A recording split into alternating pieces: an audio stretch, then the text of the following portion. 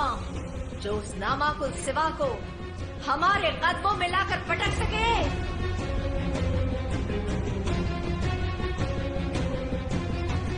लानत है। क्या इस पूरे दरबार में कोई मर्द बचा नहीं? हम हैं जिल्ले इलाही।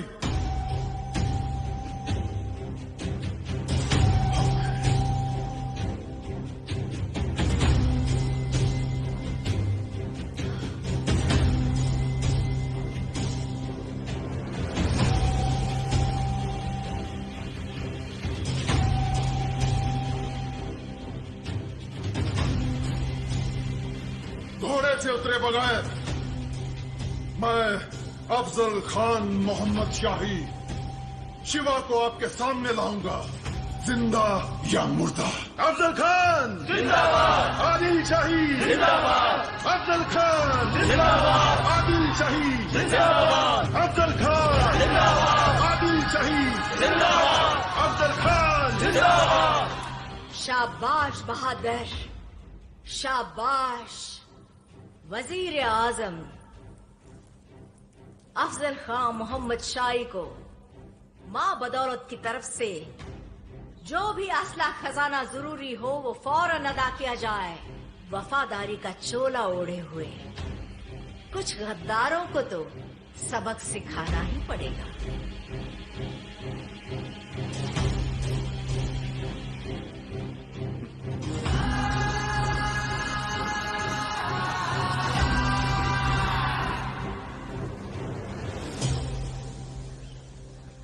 मुजरा धनी।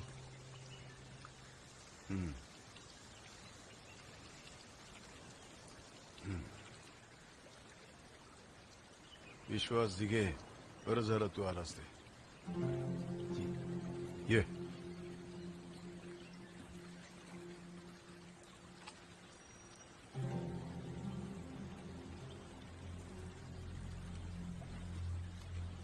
एक काम कर, बहिर्जी कुठं आहे ते बघ जी. आणि त्याला आमचा तातडीचा निरोप दे. त्याला म्हणा मामा भोसल्यांचा कट्टर वैरी असलेला अफजल खान याला बडी बेगमनं चिरंजीव सेवांच्या मोहिमेवरती मुकर्रर केलंय. अफजल खान तोच तो पूर्वीचा वाईचा सुभेदार अली आदिलशहाच्या गळ्यातला ताईत ह्यानंच विजापूरमधनं आमची हातापायात साखळदंड घालून हत्तीवरून थिंड काढली होती.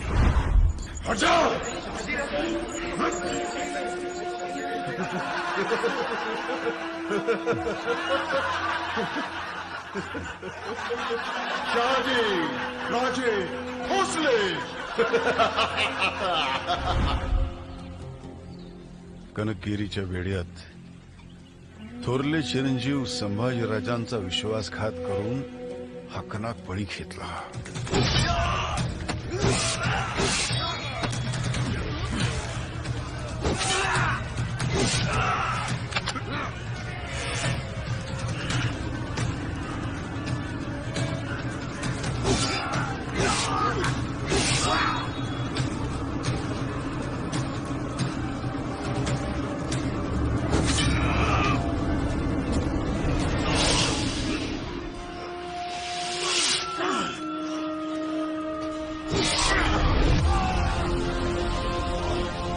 अफजल, विश्वासघात करतोस.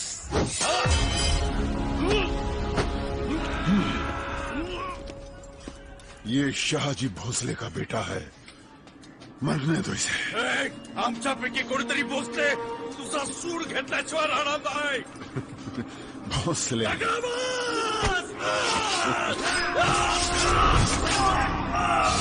त्यानं श्रीरंगपट्टणच्या आणि कर्णपुरमच्या राजाचा, पेदनूरच्या वीरभद्राचा आणि बसवापट्टणच्या केंग नायकाचा दगाबाजीनं खून केला. एक दोन दिवसात तो फौज घेऊन विजापूरमधनं बाहेर पडेल. बर. तू त्याच्या छावणीच्या आसपास राहा, त्याच्यावरती नजर ठेव. जी. त्याच्या प्रत्येक हालचालीची एकदमभूत माहिती चिरंजीव शिवबांना कळवत राहा. होय. ये तू. जी धनी.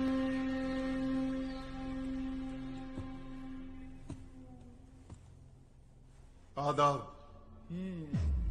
आपने मुझे याद किया मलिका आलिया। कुछ चीजें हम दरबार में नहीं बोल सकते, इसलिए आपको यहाँ बुलाया है। जी।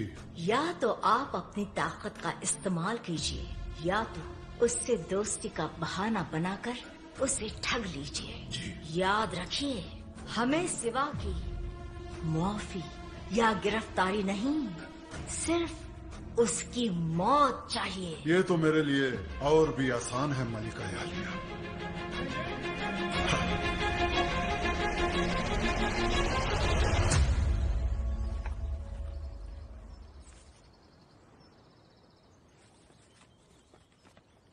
हाय कसा यो दैत्य महाभयंकर आहे ते. माणुसकीचं तर नाव पण नाही. मोहिमेवर नामजात झाल्यावर पहिले 2 महिन्यांनीच ती आय्याशी केली, पण काल मोहिमेवर निघण्याआधी 63 बायका मारल्या.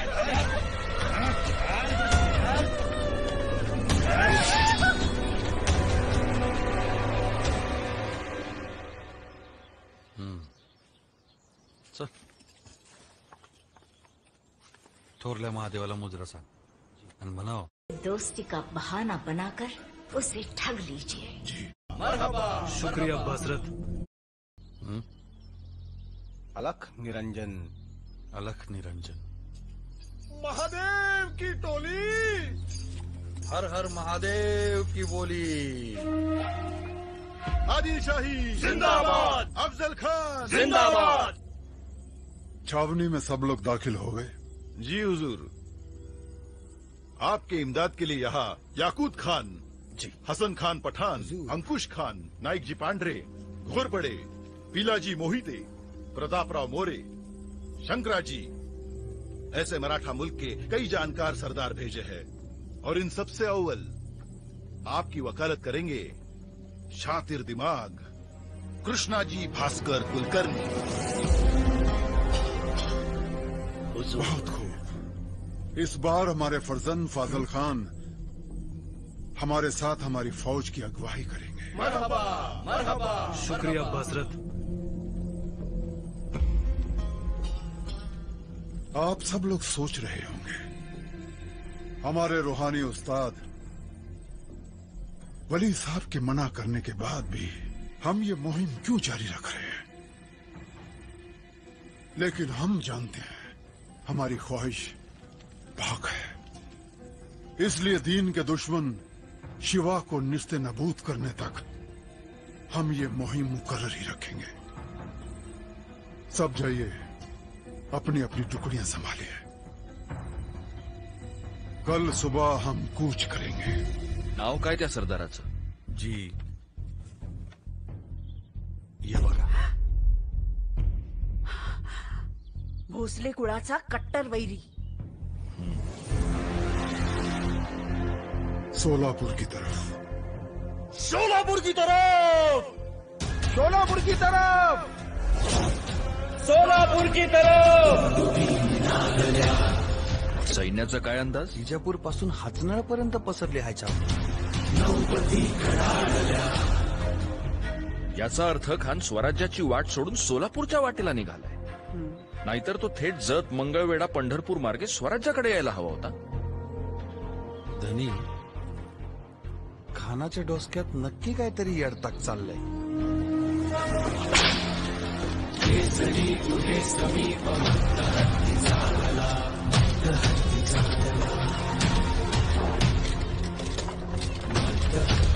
त्याचा हेतू कळला पाहिजे नाही.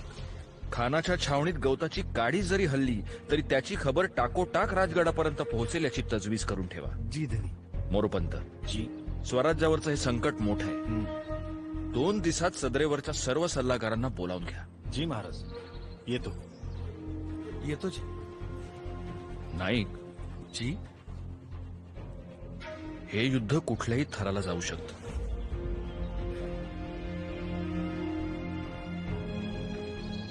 खान खूप भव्य आहे असं आम्ही ऐकून. उद्या जर समोरासमोर अंगेजणीची वेळ आलीच तर तो नेमका किती थोराड आहे हे आपल्याला माहित असायला हवं.